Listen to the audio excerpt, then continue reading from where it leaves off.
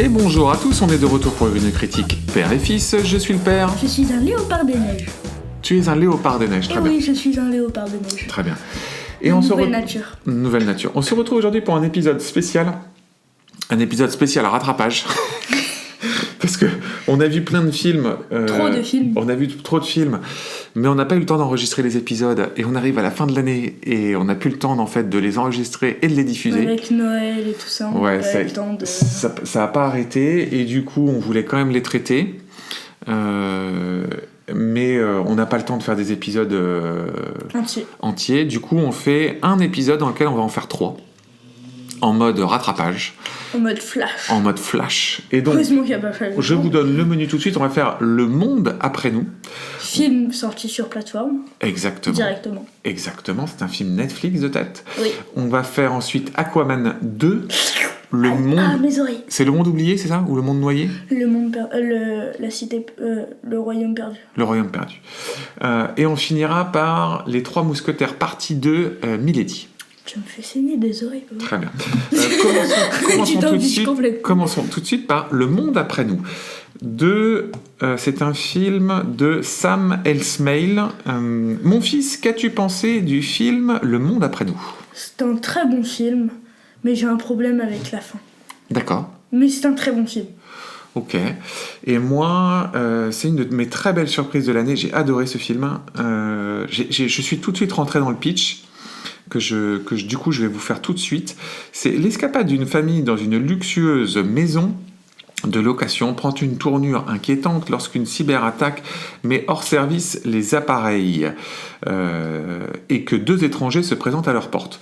Bon, pour une fois, c'est ça. Ouais, pour une fois, c'est ça. Et je précise tout de suite que c'est réalisé par le créateur de la série Mr. Robot. Je le précise parce que c'est une série très particulière et on retrouve beaucoup de son univers dans ce film. Et c'est un casting très prestigieux puisqu'on retrouve Julia Roberts, on retrouve Mahershala Ali et Ethan Hawke notamment.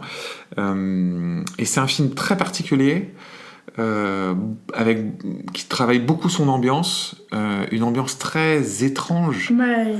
Ça nous met tout de suite mal à l'aise. Ouais, exactement, mal à l'aise. Il y a un peu de... Le début m'a fait beaucoup penser à Us. Que tu n'as pas vu, Us, hein, de Jordan Peele, le deuxième film de Jordan Peele. Le setting, il est un peu similaire au début. Après, ça s'éloigne, parce que c'est pas du tout la mécanique de Us. C'est un film qui parle de notre époque. C'est un film pré-apocalyptique. C'est assez spécial. Ouais. C'est les instants juste avant l'apocalypse, grosso modo. Et on suit en fait 2 familles. On peut dire ça comme ça. Oui, c'est ça. Et on suit 2 familles avant cet apocalypse. Et je trouve, moi, ça m'a fait beaucoup penser au monde Instagram.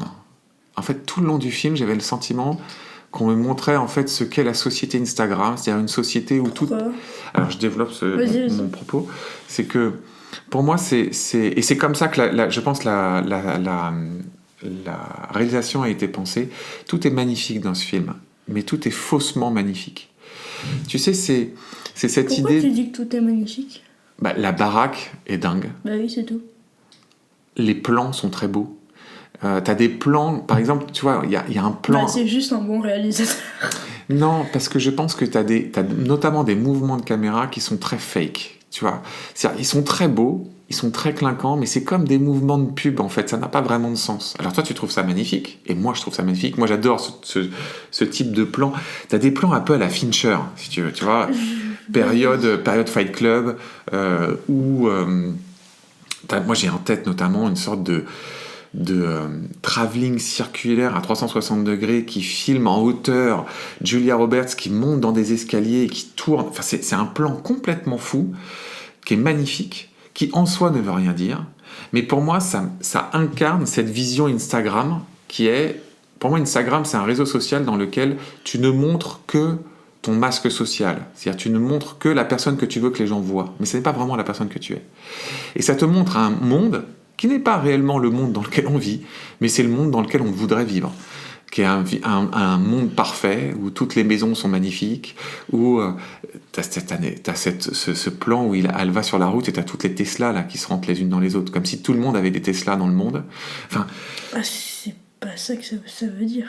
oui, elles tombent en panne, je suis d'accord avec toi. Les Tesla tombent en panne, mais pour que t'aies les unes derrière les autres, plein de Tesla qui tombent en panne, ça veut quand même dire à un moment donné que tout le monde a des Tesla quand même dans ce monde. Non, ça veut dire que parce que c'est les seules voitures qui peuvent être conduites. Je suis absolument pas d'accord avec toi. Je suis d'accord. Non mais je suis d'accord sur le côté.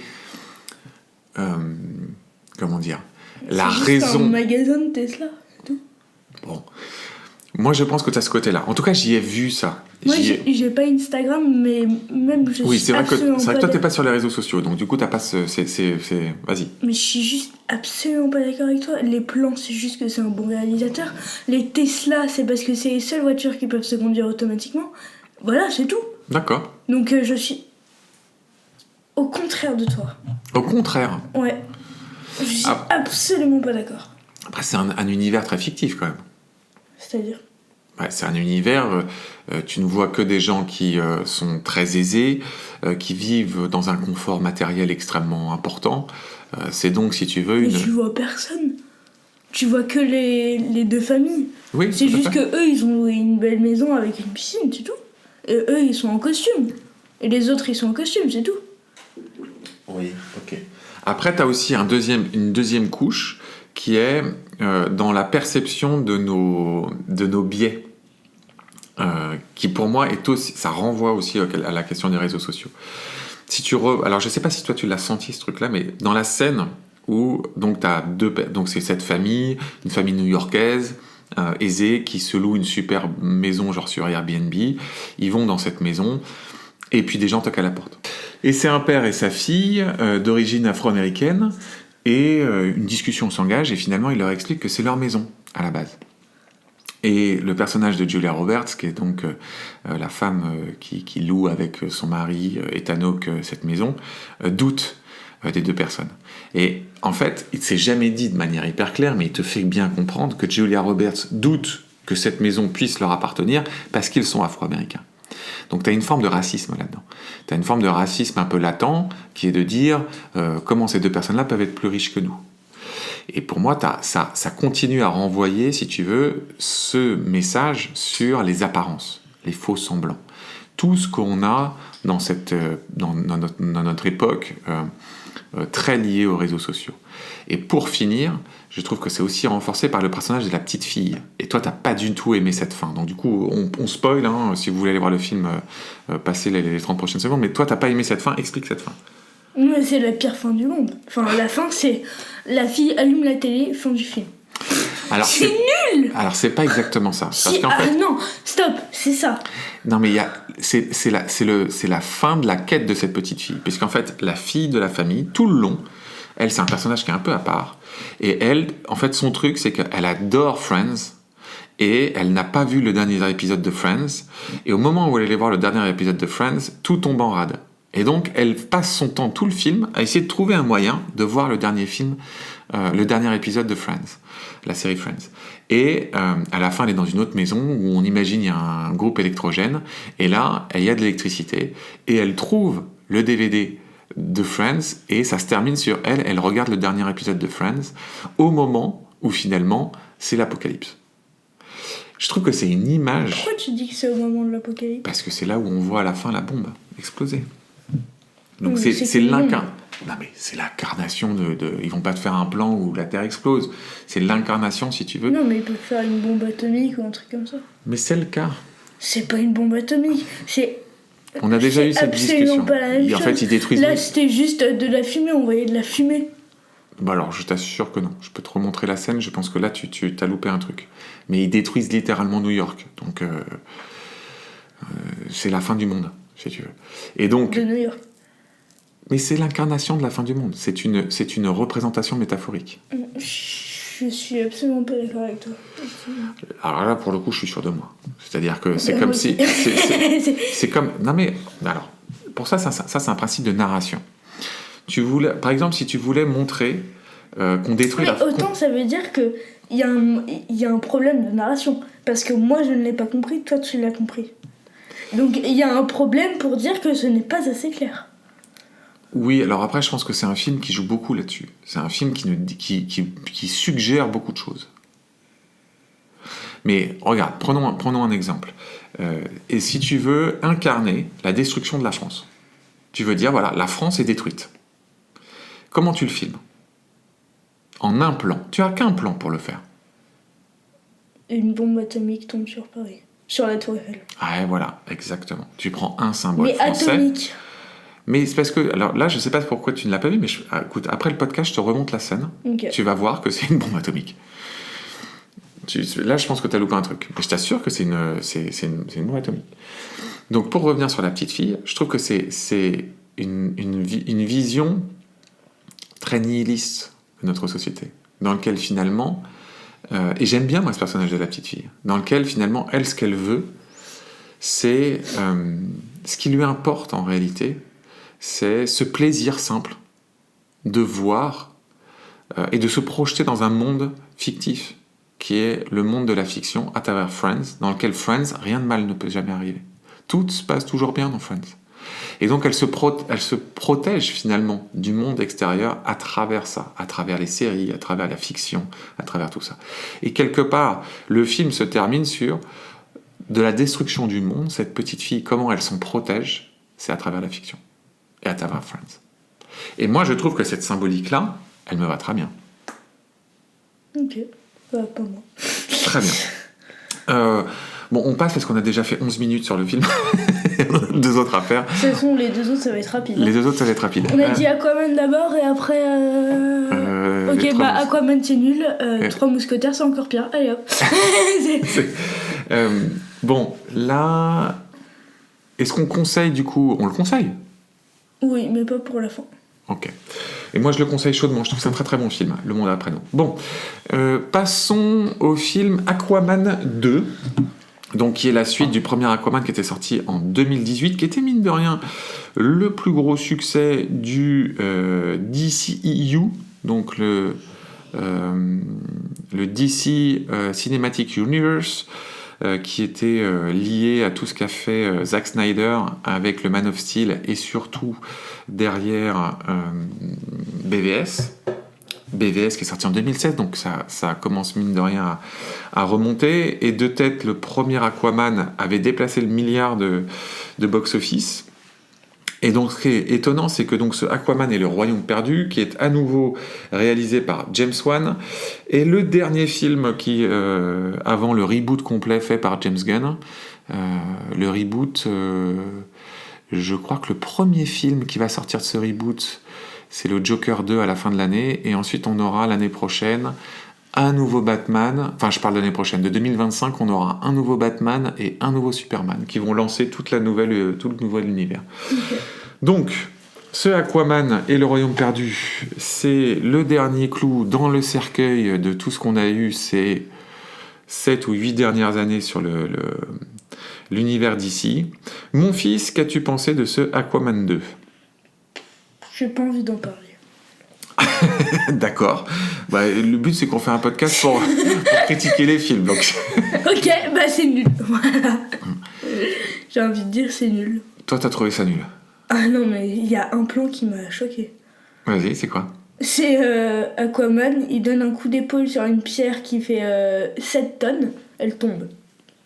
Non, ça ne marche pas, tu ne peux pas me contraindre. Je ne peux pas, c'est impossible. Aquaman, d'accord, il est fort, il ne peut pas bouger une pierre de 7 tonnes. Bon, ouais, ça m'a pas choqué plus que ça. Non, mais des trucs comme ça, on en a vu plein. Hein. Bah oui, bah justement, c'est nul.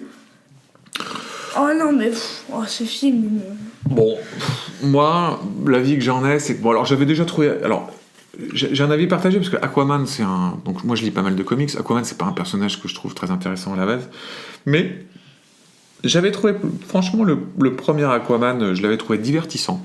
Je déteste les méchants d'Aquaman. Black Manta, bah, moi je le trouve plutôt pas mal, le Black Manta. Mais surtout, moi j'aime bien James Wan. J'aime bien ce réalisateur, je trouve qu'il fait des trucs cool. Et tu sens que c'est un cinéphile, ce mec-là. Et donc il y a plein de références, plein de trucs qui sont assez sympas dans son cinéma. Et puis c'est un mec qui a ce sens du spectacle.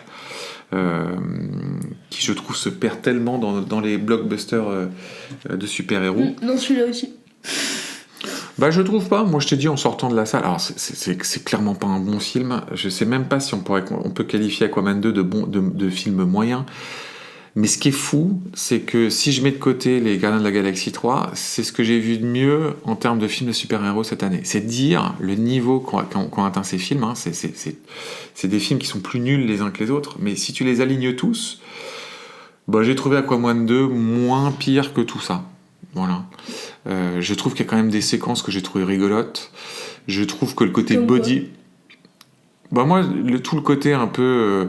tout le côté un peu Flash Gordon, je trouve ça plutôt pas mal. L'univers du film, les créatures... Comment ça, Flash Gordon? Bah, Flash Gordon, c'est le côté un peu, tu sais, il y a un côté un peu Star Trek, quoi, tu vois, où ils vont explorer des mondes, t'as plein de créatures différentes. Sur un fond vert avec des fonds verts et des fonds oui, ouais, mais écoute, ça m'en donne déjà un peu plus que d'autres films. J'ai bien aimé le côté sidekick de la pieuvre. J'ai bien aimé. Il y a plein de trucs de design que je trouve parfois sympas. Moi, j'aime bien Black Manta.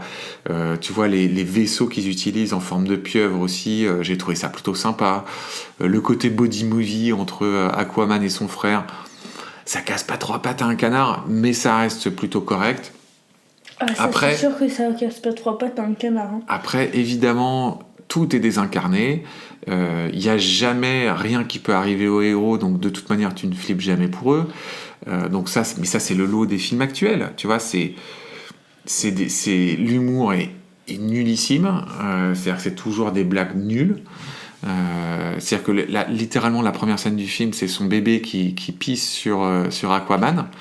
Donc c'est sûr que pour iconiser, si tu veux, ton héros...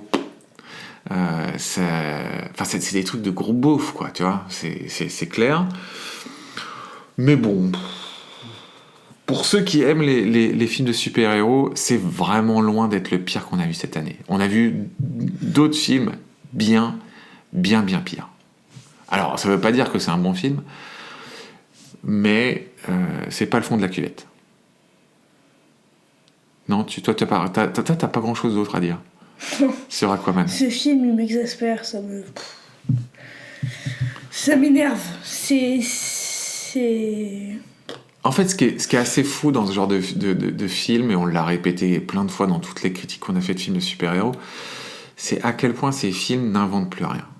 À quel point ça c'est sûr. Ils ne font que recycler ad nauseam les mêmes séquences, les mêmes schémas, les mêmes blagues, les mêmes trucs. C'est un truc de fou quand même.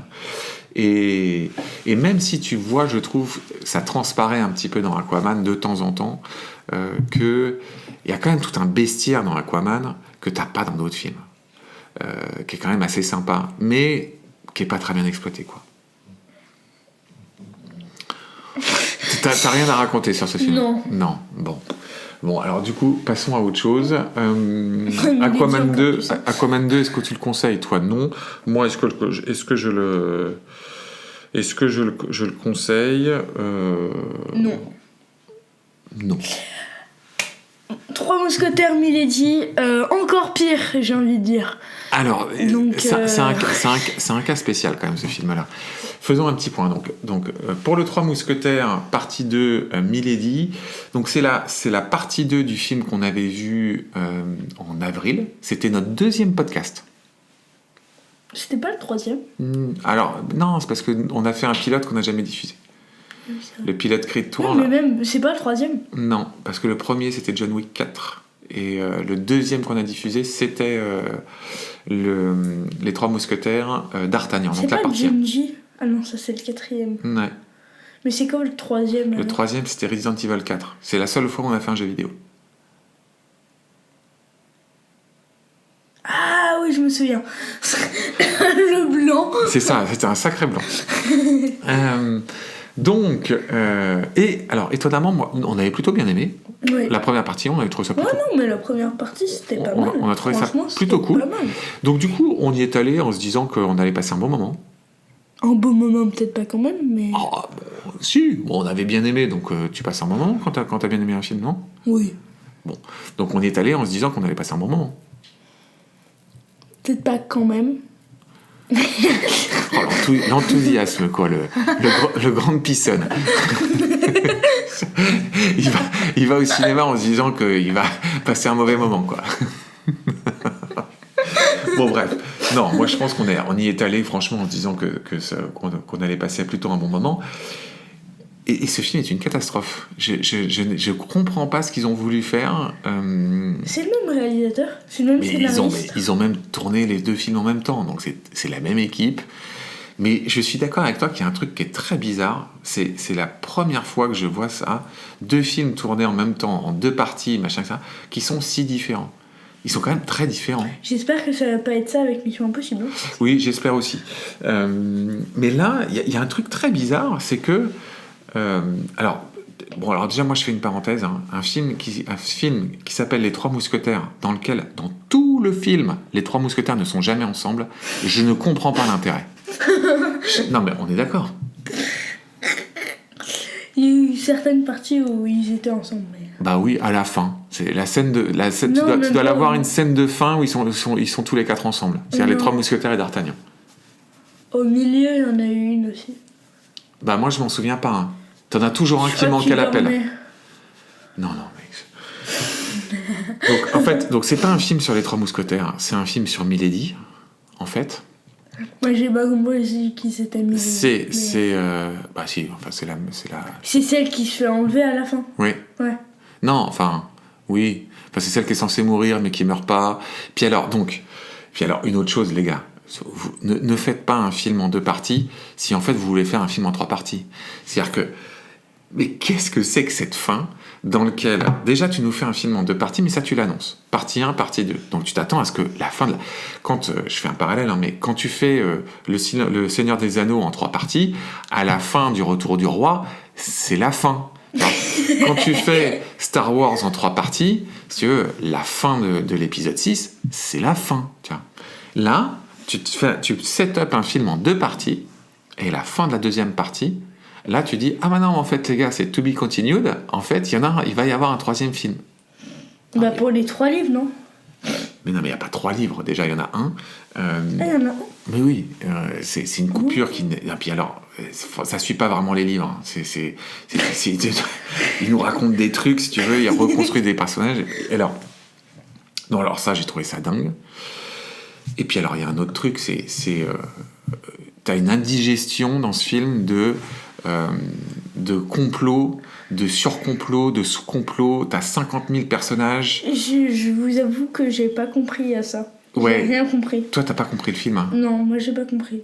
Et ils passent leur temps à aller voir des gens qui sont dans des complots. Faire des complots. C'est indigeste. La narration est complètement indigeste. C'est une succession de scènes dans lesquelles on a quand même vachement de mal à comprendre ce qui se passe et les tenants et les aboutissants. Et t'as beaucoup trop de personnages.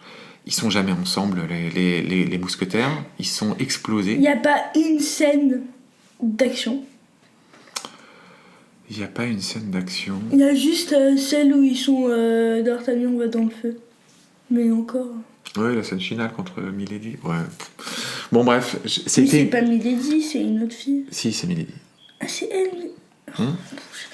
Je m'embrouille là. Bon, ça a été une grosse déception, hein. Exact. Je comprends pas comment ils ont construit ce diptyque. Je comprends pas le projet, en fait. Il y a un truc que j'ai du mal à capter dans ce projet, et surtout je ne comprends pas comment il a été écrit, parce que les scénarios ne... C'est qui le scénariste de celui-là? À mon avis, il y a une blinde de scénaristes qui ont dû se en fait, ils ont tous fait une histoire différente, ils l'ont mélangé. Mais je comprends pas. Ils ont fait une ratatouille. Je comprends pas comment ils ont construit comment ils ont construit cette 2e partie. C'est très très bizarre. Vraiment. A priori, il y en a 3. C'est Mathieu Delaporte, adaptation dialogue et screenplay. Ah non, ils sont 2. Et Alexandre de la Patelière. Bon, écoute. Énorme déception pour moi, cette 2e partie. J'ai pas compris. Bon, voilà, on a fait le tour de nos rattrapages. Ouais. Rapidement. Mais simplement. Simplement, c'est marrant parce que j'ai l'impression qu'on a oublié un film, mais c'est pas grave. Il faudra qu'on fasse le Rebel Moon. Mais ça, ce sera pour l'année prochaine. Ouais. Tant pis. C'est comme ça. Bon, et là, on va passer à nos épisodes spéciaux de fin d'année. Préférés. Et là, on va faire tous nos tops. Celui-là, il va au moins durer au moins 40 minutes. Hein, Écoute, on sait pas. Épisode-là. On va Parce voir. qu'on va faire le pitch de chacun et tout. Non, on va passer. Si. On fera on détaillera un petit peu plus les films parce qu'on va parler de quelques films qu'on n'a pas fait en podcast. Oui, mais ça, c'est dommage. C'est des films que même moi, j'ai pas vus. Ça te donnera peut-être envie de les voir. Bah non, puisque c'est des films que j'ai pas le droit de voir. On va s'engueuler dans le podcast, pas dans le podcast précédent. D'accord. Mais j'en ai pas, moi. Bon les amis, on se retrouve du coup pour l'épisode spécial de fin d'année. Ouais. À bientôt. À bientôt.